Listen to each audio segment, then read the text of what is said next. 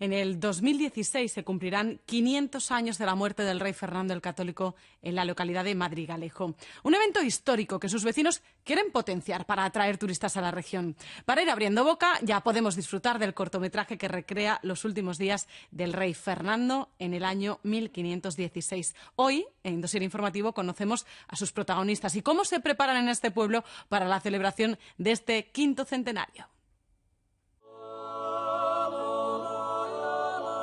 Hace 499 años, una vida se apagaba lentamente y otra llama comenzaba a arder con fuerza. El rey Fernando el Católico fallecía en una humilde casa de Madrigalejo.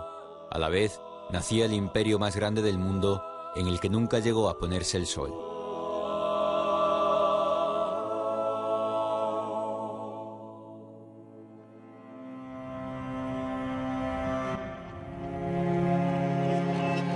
Madrigalejo hunde sus raíces en los primitivos pueblos celtas que buscaban la fertilidad del río Ruecas. Romanos y árabes también dejaron su huella en este territorio, pero hubo que esperar hasta 1516 para que desde este municipio se escribiera con mayúsculas la historia de España. En 2016 se cumplirán 500 años de la muerte de Fernando el Católico en Madrigalejo. Yo creo que va a ser un conjunto en el que se relacionará lo que es la cultura, la gastronomía y la historia para dar ese impulso a ese quinto centenario que no solo depende de Madrigalejo, sino también depende de Extremadura y de España. ¿Es este el escriba del pueblo? Señor. El mal del rey se agrava y el trabajo no es poco. El otro escribano ha comenzado ya. Sígame. Este cortometraje ha encendido la mecha de este quinto centenario. Su director, Rubén García, ha recreado en él los últimos días de Fernando el Católico en Madrigalejo. Laudes ha sido el nombre elegido para volver a contar la historia 5 siglos después. El primer rezo, digamos, es el Laudes, que por cierto significa alabanza. Con lo cual no es algo que esté en las crónicas, pero no pude evitar de algún modo imaginar que podría haber sucedido así, que mientras el rey moría y estaba en su estancia comenzando su tránsito, en la lejanía escuchaba a los monjes iniciar sus rezos. Fernando el Católico partió desde Plasencia con destino Granada. Su ruta tenía Guadalupe y Sevilla como puntos intermedios de descanso, pero su destino estaba escrito en la casa de Santa María de Madrigalejo. La enfermedad del rey avanzaba y era inevitable la parada. El rey, que ya venía enfermo de por sí, se agravó su dolencia. ¿Dónde le iban a llevar? Pues la mejor casa que había en la localidad, que era la casa de Santa María, que era propiedad del monasterio de Guadalupe. Era la tercera vez que visitaba este pueblo como Felipe II o el rey Sebastián de Portugal.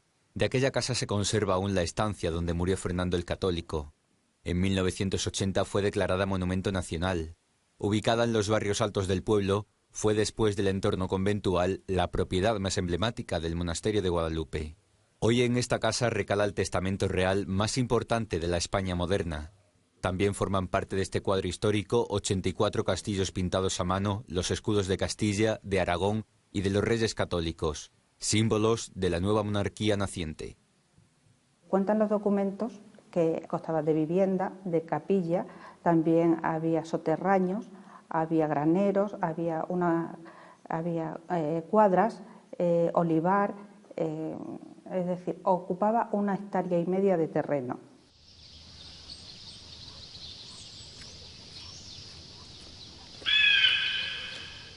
La llegada de Fernando II de Aragón supuso un antes y un después para aquel joven escribano de Madrigalejo. Con esta pluma de águila real escribió el testamento del rey. Una señal, ¿no? Una señal imperial, una señal del rey, ¿no? El símbolo del rey, en el que, bueno, le cae esa pluma y ya sabe que algo va a pasar, ¿no? Que va a ocurrir ese hecho tan importante que su madre le dijo de pequeño. Pero la inmediatez de los acontecimientos obligaba al rey a tomar la decisión más importante de su vida. Su pretensión era clara: unir los reinos de Aragón y Castilla. Su dilema, elegir a la persona que mejor llevaría a efecto aquella empresa. En aquel desenlace, sus consejeros le acompañaron hasta el último momento.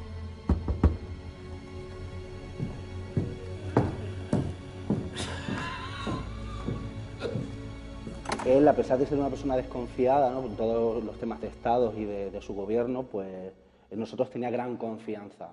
Siempre pedía palabra y siempre nuestra opinión era considerada y escuchada, y hasta tal punto que en este caso fue muy meditada, ¿no? Dentro de su agonía final, en sus últimos estertores, por decirlo de alguna manera, fue cuando realmente firmó ese testamento y, bueno, pues él mira a sus consejeros y dentro de la agonía, que estaba ya prácticamente casi muerto, hay un punto de lucidez y de complacencia al saber que había firmado y había firmado totalmente de acuerdo con lo que él sentía. Con un temblor premonitorio, Fernando firmó aquel testamento.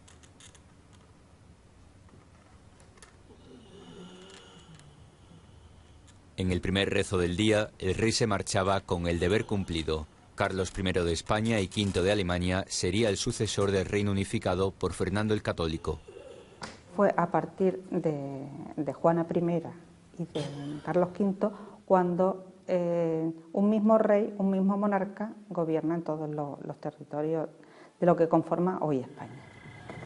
Una experiencia inolvidable, reconstruir 5 siglos después un hecho de la mayor trascendencia del que todo el mundo estaba pendiente. Es difícil hacerlo. Yo en la cama cuando estaba pensando totalmente en Fernando, en el rey. Cómo podría ser ese último momento.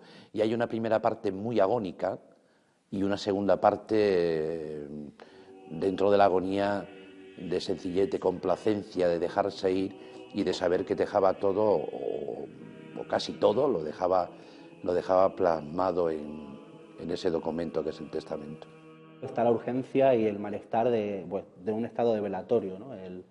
La enfermedad, la agonía, el apagarse poco a poco la vida del monarca, eso también influye y afecta a los personajes. Revivir esa tensión que habría debido a la mala salud del rey, a que estaba realmente ya en proceso de muerte, ¿no? Debatiéndose entre la vida y la muerte, y también al hecho de que llevaban muchos días tomando decisiones muy importantes, que no sabían muy bien a dónde iban a llegar y que todo el orden iba a cambiar.